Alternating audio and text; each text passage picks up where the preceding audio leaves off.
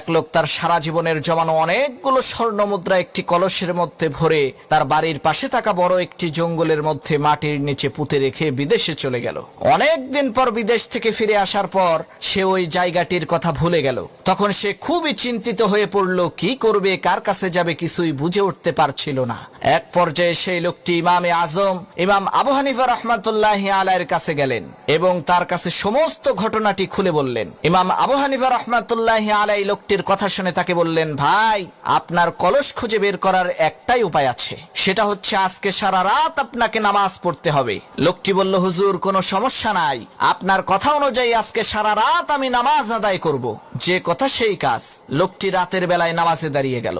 আল্লাহর কি কুদরত, এক রাকাত নামাজ পড়তে না পড়তেই সেই লোকটির ওই জায়গার কথা মনে পড়ে গেল, যে জায়গায় লোকটি তার কলসটাকে লুকিয়ে রেখেছিল।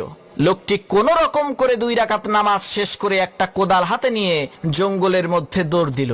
সামান্য একটু মাটি খুঁড়তেই সেই লোকটি তার সেই স্বর্ণভর্তি কলসটাকে পেয়ে গেল। পরের দিন সকালবেলা সেই লোকটি ইমামে আজম হযরত আবু হানিফা রাহমাতুল্লাহি আলাইহির কাছে গিয়ে বললেন, হুজুর, কি আশ্চর্য ব্যাপার, গত 6 মাস ধরে আমি মনে করার চেষ্টা করছি কলসটাকে কোথায় পুঁতে রাখলাম, কিন্তু মনে করতে পারছিলাম না।